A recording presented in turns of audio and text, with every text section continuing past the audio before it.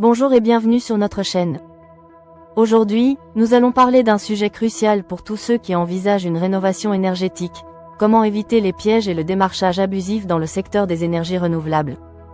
La Fédération romande des consommateurs, la FRC, constate une augmentation inquiétante des pratiques commerciales déloyales dans ce domaine.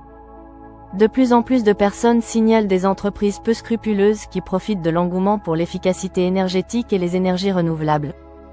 Les responsables du secteur reçoivent constamment des appels de victimes de démarchage agressif.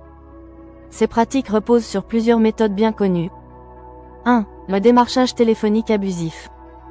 Les entreprises malveillantes ciblent souvent les personnes âgées et se présentent comme des conseillers officiels ou prétendent agir dans le cadre de programmes gouvernementaux fictifs. 2. Les promesses irréalistes.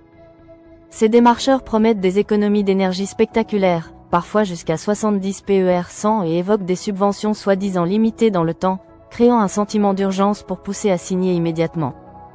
3. La visite à domicile sous pression.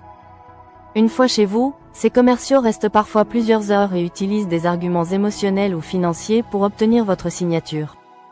Les résultats de ces pratiques peuvent être dramatiques, surcoûts financiers importants, les contrats sont souvent surévalués, avec des taux d'intérêt élevés. Installation défaillante. Les équipements installés peuvent être de mauvaise qualité et inefficaces. Difficultés juridiques. Les clauses abusives compliquent la résiliation et peuvent piéger les consommateurs. Pour éviter ces pièges, voici quelques recommandations essentielles. 1. Refusez le démarchage non sollicité. Ne prenez jamais rendez-vous suite à un appel agressif.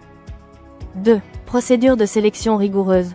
Comparez plusieurs devis auprès d'entreprises reconnues pour identifier les offres suspectes.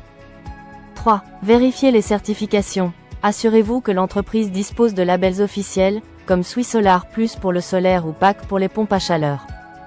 4. Consultez un expert indépendant.